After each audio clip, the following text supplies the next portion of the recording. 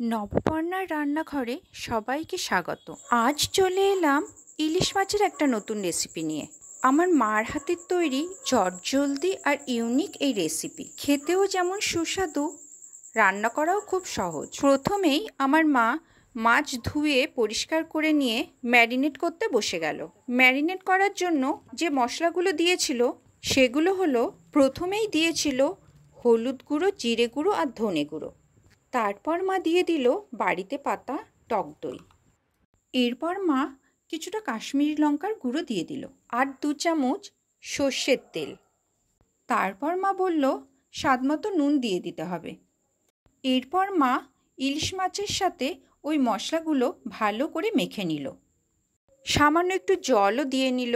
এই ইলিশ মাছটা মশলার সাথে মাখতে মাখতে মা বলল, ইলিশ মাছের সাথে মশলার এই ম্যারিনেটটাই কিন্তু আসল সিক্রেট এই রেসিপির।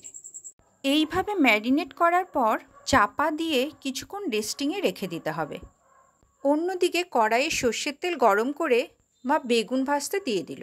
বেগুন ভাজা হয়ে গেলে আলুও ওই তেলেই ভেজে নিল। এই যে এখানে আলু বেগুন ভাজা হয়ে গিয়েছে। এবার ওই আলু বেগুন ভাজার তেলেই কালো জিরে ফোড়ন দিতে হবে। তারপর মা দেখলাম 4টে কাঁচা লঙ্কাও দিয়ে দিল ফোড়ন হিসেবে। একটু নাড়াচাড়া করে নিয়ে ফোড়নটা ভালো করে ভাজা হলে, সুন্দর গন্ধ বেরোলে আগে থেকে ম্যারিনেট করে রাখা ওই ইলিশ মাছ দিয়ে দিতে হবে তেলের মধ্যে। যে পাত্রে ম্যারিনেট করে রেখেছিল সেই পাত্রে একটু জল দিয়ে যেটুকু মশলা পাত্রের গায়ে লেগেছিল সেটাও কড়াইয়ের মধ্যে দিয়ে দিল। দেখুন তো এখনই কত সুন্দর কালার এসছে।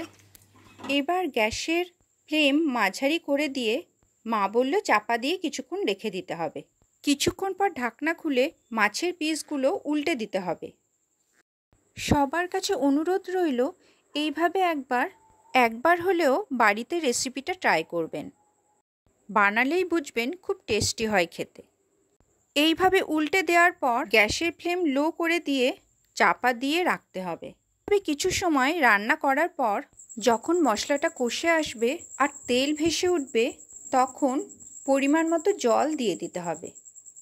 জল দেওয়ার পর ওই আগে থেকে ভেজে রাখা আলু বেগুনগুলো এবার দিয়ে দিতে হবে।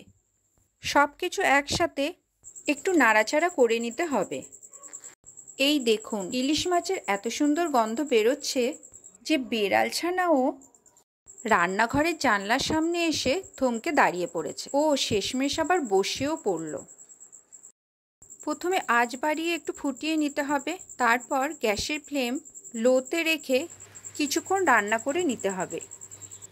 মায়ের হাতের সুস্বাদু ইলিশ মাছের রেসিপিটা একেবারে তৈরি হয়ে গেছে। দেখতে যেমন সুন্দর, খেতেও তেমন সুস্বাদু।